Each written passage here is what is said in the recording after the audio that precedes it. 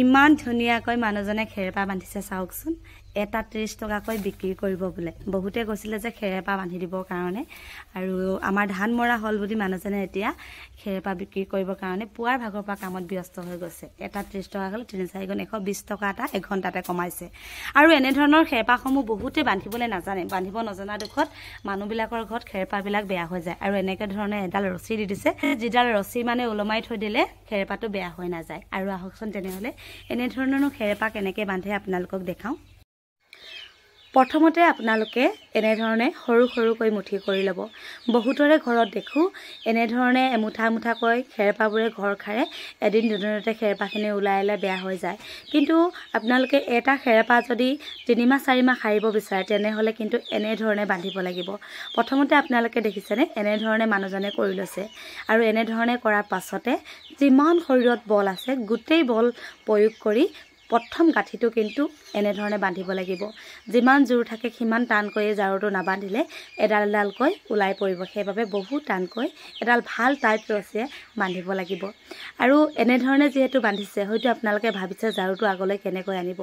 ৰব দেখাই আছো এতিয়া জাৰুটো এনে ধৰণে বন্ধাৰ পাছত এতিয়া আমি যেহেতু জাৰুটোৰ আগখিনি ফালৰ পৰা খাৰু সেইবাবে এই এটা জাৰু ধুনীয়াকৈ ওপৰলে লাহে লাহে কৰি টাইট ৰছীডালৰ দিয়ে ওপৰলৈ লৈ যাব লাগিব এতিয়া চাওক জাৰুটো কিমান ধুনীয়া হৈ গ'ল নহনে গুৰিটো গুৰি ভাগে আগটো আগ ভাগে হৈ গ'ল আৰু কিমান টাইট হৈ আছে চাওক এডাল কোনোবাই টানিলেও ওলাই নাহে কোনোবাই যেতিয়ালৈকে জাৰুটো কাটি মেলি বেয়া কৰি নিদিয়ে তেতিয়ালৈকে কিন্তু এই জাৰুটোৰ পৰা এডাল খুঁটা ওলাই নাহে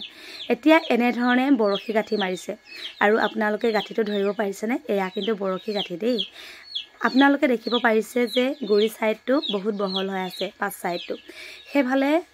সেইবাবে গুৰি সাইডটোত বহুত টানকৈ সেই আগৰ দৰে গাঠি মাৰিছে আৰু এই গুৰি সাইডটোত দুটা গাঠি মৰাৰ পাছত এডাল ধুনীয়াকৈ ৰছী দি দিছে যিডাল ৰছীয়ে আপোনালোকৰ হিলি বা তাৰ যিকোনো ওপৰতে আপোনালোকে এনেকৈ ওলমাই থব পাৰিব শাৰী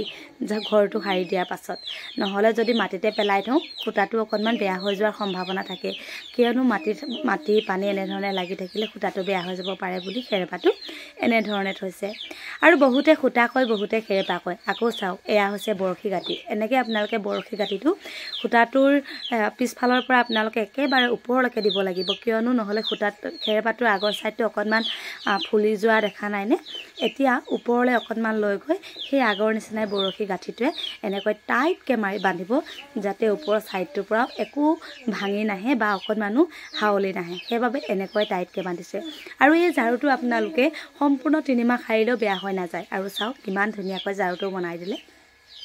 আৰু এনে ধৰণে গোটেই জাৰুকেইটা বনালে কিমান ধুনীয়া লাগিছে নহয়নে আৰু এই পদ্ধতিৰে আপোনালোকৰ ঘৰটো জাৰু তলে গোটেই বছৰটো বা গোটেই মাহটো আপোনালোকে নিশ্চিন্ত